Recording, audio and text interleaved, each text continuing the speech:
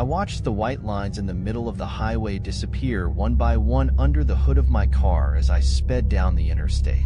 If I watched them long enough, they would eventually just bleed into one long hazy line of white in a sea of asphalt, and then I would snap out my stare, and they would be separate again. I reached over to the passenger side seat and grabbed my pint of gin. It's sad how good I've gotten at twisting the cap off with one hand, while the other is on the wheel. I took a big swig and finished the bottle, then tossed it out my driver's side window and heard the glass shatter in a satisfying splash. It had to have been microsleep. I kept telling myself, I don't know if I was finally starting to lose it or if I'd already drunk too much by noon and was just rambling, but I had to somehow rationalize the fact that I'd seen UBLOO and not heard him afterwards. In the end, I chalked it up to hallucinations brought on by the lack of sleep and told myself that I would try to get at least 5 hours tonight. For the past few weeks, I've been running on just about 4 hours a night, or however long I can stomach those terrifying nightmares. In my rearview mirror, I checked on the box that housed Robert Jennings' things. Today was finally the day I would learn what that book meant. I can't tell you how long I compared this writing to samples on my laptop for, and it wasn't until a very blind stroke of luck that I figured out what it actually was. I was sitting at a hotel bar in Pennsylvania when a man came and sat next to me. We made some small talk at first, but I think he was scared off a bit by my disheveled appearance. We drank in silence for a few minutes, and then he broke it abruptly. "You can read that shit?" he said, all but gracefully. "Unfortunately, no." I sighed. In fact, I'm just trying to figure out what language it is, to be completely honest.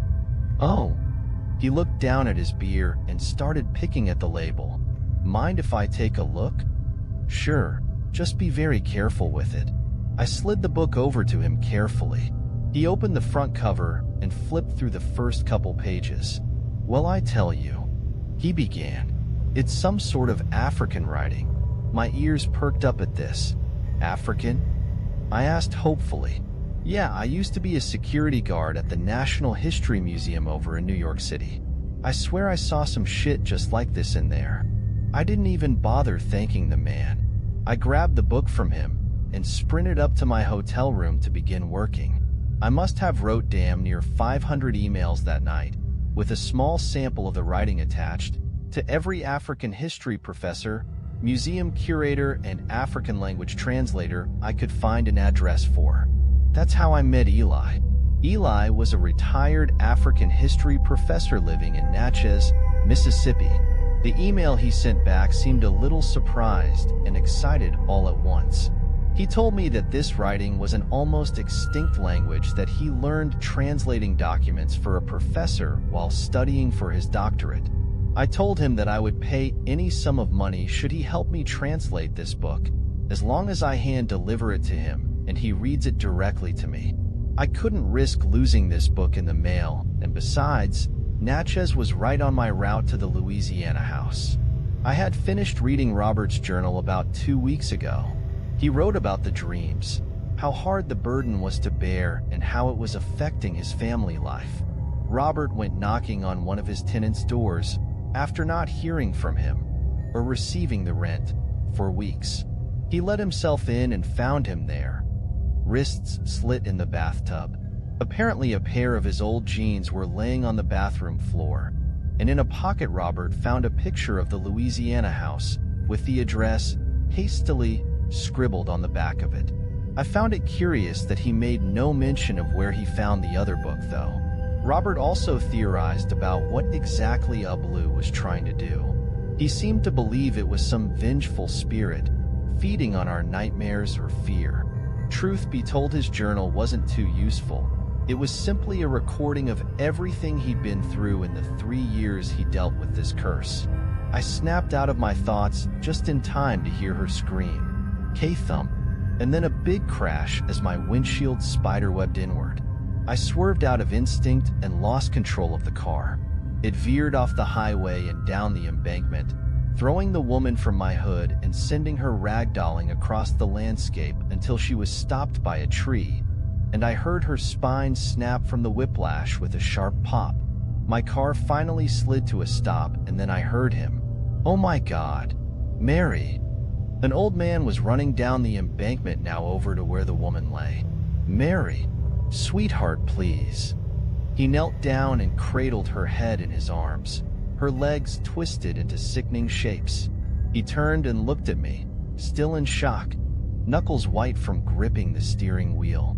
It wasn't until I had a half moment to collect myself that I realized the gravity of what just happened. "Back up. I'm a doctor," I yelled, opening the door and running halfway over to the man. "She's dead, you idiot. You killed her." The old man sobbed into the hair on the top of his wife's head. I stopped halfway between my car and the tree. The two of them couldn't have been younger than 70. A little up the road, I noticed a car pulled off to the side. They must have broken down or gotten a flat. She was probably trying to flag me down, or maybe just standing too far into the lane. "I'm sorry, I stammered out, choking up. I wasn't paying attention." "You were fucking drunk, you idiot." He snapped back at me. "A drunk just like your old man. That's what killed him, and what killed your mother too." I was taken aback by this. "No, that's not true." "It is." The old man reached behind his back and pulled out a revolver. "Look what you've done, boy. It's all your fault." And with that, he cocked the revolver, put it in his mouth, and I watched his brains splatter out the back of his head in a burst of color. I stood there in shock, listening to the still silence of the aftermath. I scratched the back of my head and stared at the man and woman. How the fuck am I going to get out of this? I scratched the back of my head again. What an odd moment for it to be tickling like this. Then I felt my hair ruffle. I spun on my heel, surprised and scared, and there he was. His long trunk recoiling back towards his head, and the long black pointed tongue hanging lazily out of the end of it. He stared at me with those deep black horrible eyes. So black I could see my reflection in them. The reflection of me standing there frozen in fear. He bobbed slowly up on his legs and back down almost gracefully, his head cocked to the side just a fraction of an inch, and without any movement I heard it. UBLOO. I woke up to a gasp of hot, stale air. The world came back to me slowly as I drank in my surroundings, and then everything flooded back at once. I had pulled over at a rest stop just outside of Natchez to take a leak and grab a coffee. I must have fallen asleep in the car. Fuck. I slammed my hand onto the steering wheel. I must have had at least 50 dreams with that thing, and yet he still somehow managed to catch me off guard. I reached into my center console and pulled out the pill bottle of Adderall. I threw 2 in my mouth and forced them down with a swig of gin. For a second I sat there, head against the steering wheel, fighting off my thoughts, and then I turned the key and started the car and left the rest stop parking lot. It took me about another half hour to get to where Eli lived. His house was large and old from the looks of it. His driveway was much longer than I was used to. The land surrounding his house stretched on for what seemed like forever. I guess city living has made a place like this seem unnatural to me. I drove my car to the front of his house, and he came outside and waved. He had been expecting me. I called him when I was just about 2 minutes out. He was about my height but much older, in his late 60s. He had a full head of white hair and a white goatee to match it. His skin was wrinkled, and he had a pair of half-framed glasses resting on his nose. He lit up a cigarette as I got out of the car and stretched my legs. "Afternoon, doctor." He called from his front steps. "I must say I've been mighty looking forward to this book of yours. Can't find much that hasn't been found already. And if I have me the chance to translate some new discovery, well, I guess we could call us even." He spoke with a thick Mississippi accent, but he was understandable. He looked me over for a few seconds and then spoke again. "My, you look turble, doctor. Long drive?" he asked me, with a tone of sincerity. "Just a rough night." I couldn't help but smile at that. I opened the back door of my car and pulled the book out of its box. I shut the door and then studied the cover one last time in mystery as I walked over to Eli. "Here she is." I said, handing over the book. Eli took the book in his hands and pushed his glasses up to get a better look. He squinted at the cover in the sunlight for about 3 seconds before I saw his eyes widen and his mouth open slightly. "Doctor," he said gravely, "where did you find this?" "It was given to me by a friend." I lied, but only half. "Why, what's it called?" Eli turned and stared at me for a long time, and I could almost see the gears in his head turning as he was starting to realize just why I looked so haggard. "It's a religious text," he started, his voice wavering. "Written by a witch doctor from the Benuma tribe." "Witch doctor?" I asked curiously. "Like voodoo?"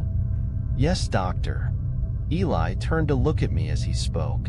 "But not just any voodoo. The Benuma tribe, and most specifically this witch doctor, are referred to in African folklore as one of the most ruthless in history." We stood there for a moment together on his front steps, with only the sound of the wind to keep us company.